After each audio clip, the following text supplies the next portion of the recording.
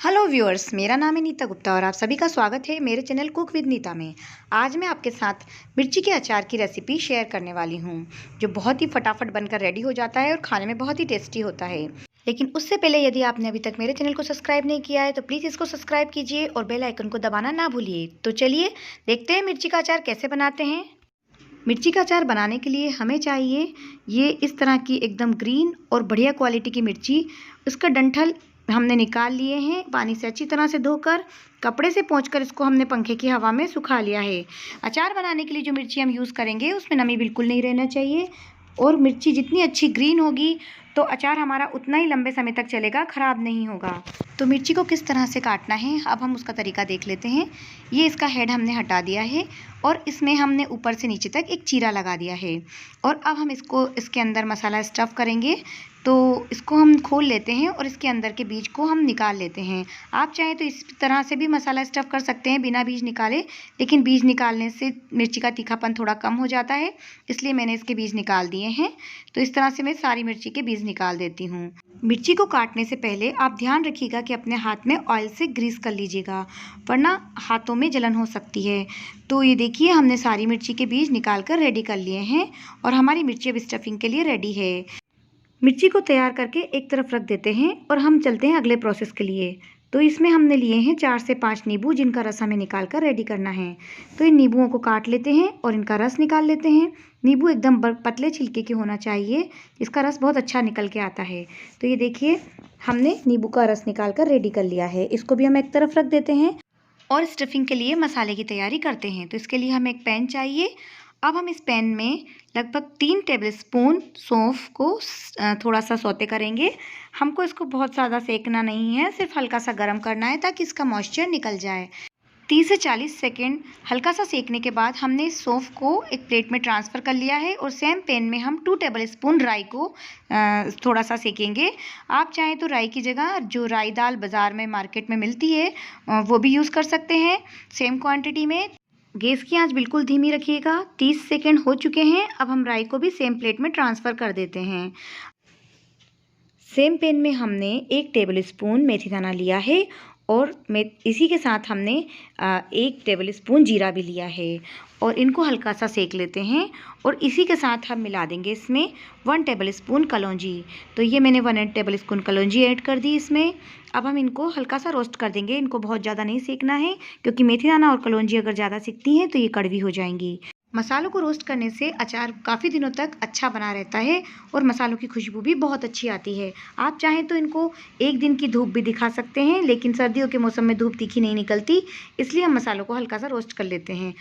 ये देखिए सभी मसालों को हमने इस प्लेट में इकट्ठा कर लिया है और अब हम इनको हल्का सा रूम टेम्परेचर पे आने देते हैं और उसके बाद हम इसको मिक्सर के जार में डालकर थोड़ा सा पीस लेंगे। पर इसको ध्यान रखिएगा, इसको पाउडर नहीं करना है, बिल्कुल इसको हल्का सा दरदरा रखना है। तो ये देखिए हमने इसको मिक्सर में ट्रांसफ़र कर लिया है और अब हम इसको बिल्कुल दरदरा सा पीस लेंगे।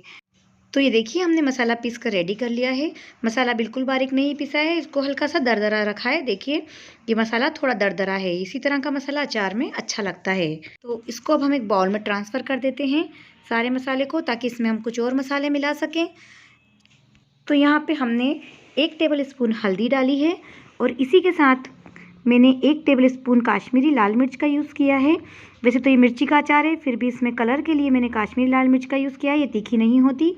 और इसी के साथ साथ 1 टीस्पून हींग का यूज़ किया है। हींग अचार में बहुत ही बढ़िया फ्लेवर लेकर आती है, तो हींग ज़रूर डालिएगा फ्रेंड्स।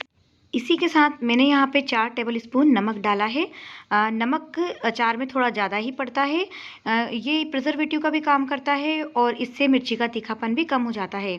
तो नमक डालकर हम सारे मसाले को मिला देंगे अच्छी तरह से। इसको मिक्स करने के बाद हम इसमें सबसे इम्पोर्टेंट चीज़ डालेंगे, वो है सरसों का तेल। तो हमने सरसों के तेल को गर्म किया है। इसको इतना गर्म करना है कि इसमें से बबल्स से आने लग जाए और धुआं सा निकलने लग जाए। जब ये इसमें धुआं निकलने लग जाए फिर इसको हम ठंडा करेंगे। सरसों के तेल की जगह आप किसी भी रिफाइंड ऑयल का यूज़ कर सकते हैं, लेकिन अचार में सरसों के तेल का ही फ्लेवर सबसे अच्छा आता है। तो इसको हमने ठंडा कर लिया है। अब हम इसको अपने मसाले में मिक्स करेंगे। सरसों के तेल को गर्म करके ठंडा करने से इसका तीखापन निकल जाता है। तो अब हम इसको मसाले में मिक्स कर देते हैं। तो यहाँ पे हमने 3 टेबलस्पून सरसों के तेल का यूज़ किया है और अब हम इसको मिक्स करके देख लेते हैं कि मिर्ची में मसाले को स्टफ़ करने में आसानी से स्टफ़ हो पाता है कि नहीं। यदि हमको ऐसा लगता है कि मसाला थोड़ा और सूखा सूखा लग रहा है तो इसमें हम कुछ तेल और मिक्स कर देते हैं। तो हाँ, ये थोड़ा सूखा लग रहा है, मैंने इसमें 2 टेबलस्पून तेल और मिक्स करा है और अब ये स्टफ़िंग के लिए थोड़ा सा ठीक लग रहा है। तो मसाला हमारा स्टफ़िंग के लिए रेडी है और अब हम इसको मिर्ची में स्टफ़ करेंगे। तो ये देखिए, यहाँ हमारी मिर्ची भी रेडी है जो हमने काट कर और खोल कर रखी थी। अब इन मिर्चियों को इस तरह से स्टफ़ करना है। तो एक चम्मच से इस तरह से मसाला ले लीजिए और इस तरह से उसके ऊपर रख कर इस तरह से मिर्ची को भरते जाइए। और अगर आपको लगता है कि इतनी लंबी मिर्ची कैसे कोई खाएगा, तो इसको आप भरने के बाद छोटे छोटे पीसेस में कट कर सकते हैं ताकि किसी को परोसने में भी आसानी होगी। तो इसी तरह सभी मिर्ची को हम भर लेंगे और इसी तरह से सभी मिर्ची को भरने के बाद हम काट लेंगे। तो ये हम सभी मिर्ची को इसी तरह से स्टफ़ कर लेते हैं। तो ये सभी मिर्चियाँ इस तरह से मैंने भरकर रेडी कर ली हैं। आप चाहें तो इसी तरह से इसको यूज़ कर सकते हैं अचार में, और अगर आप चाहें तो इसके छोटे पीसेस भी कर सकते हैं। ये देखिए, छोटे पीसेस खाने में इजी होते हैं, इसलिए मैं इसके छोटे पीसेस कर रही हूँ। लेकिन भरवा मिर्ची को आप पहले से नहीं काट सकते, इसलिए इसको भरने के बाद मैं इसके पीस कर रही हूँ। इससे मसाला मिर्ची के अंदर तक बहुत अच्छे तरीके से चला जाता है। ये देखिए, तो मैं सारे पीसेस करके रेडी कर लेती हूँ। ये देखिए, हमारी सारी मिर्ची भर गई है, फिर भी हमारे पास ये थोड़ा सा मसाला रह गया है, तो मैं इसको इस मिर्ची में मिक्स कर देती हूँ।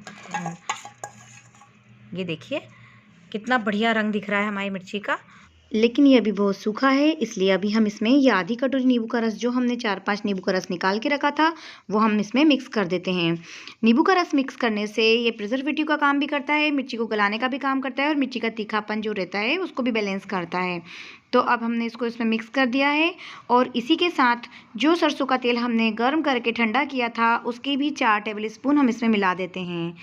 फ्रेंड्स, बहुत ही बढ़िया खुशबू आ रही है मिर्ची के अचार की। तो ये मैंने तेल भी इसमें मिक्स कर दिया है। इन सभी चीज़ों को अच्छी तरह से मिक्स कर देंगे और ये अचार हमारा रेडी है, लेकिन अभी खाने के लिए रेडी नहीं है। लगभग 2 से 3 दिन इसको गलने में लगेंगे, जब तक मिर्ची और नींबू में गल नहीं जाती और मसाले उसके अंदर अच्छी तरह से चले नहीं जाते, तब तक ये रेडी नहीं हुआ। इसलिए 2 से 3 दिन के लिए इसको आप रख दीजिए, लेकिन बीच बीच में इसको आप हिलाते रहिएगा और बस ये खाने के लिए रेडी हो जाएगा। यदि आपको लगता है कि इसमें नींबू का रस कम है तो थोड़ा नींबू का रस और डाल सकते हैं। अगर ये डूबा हुआ नींबू के रस में रहेगा तो जल्दी गलेगा।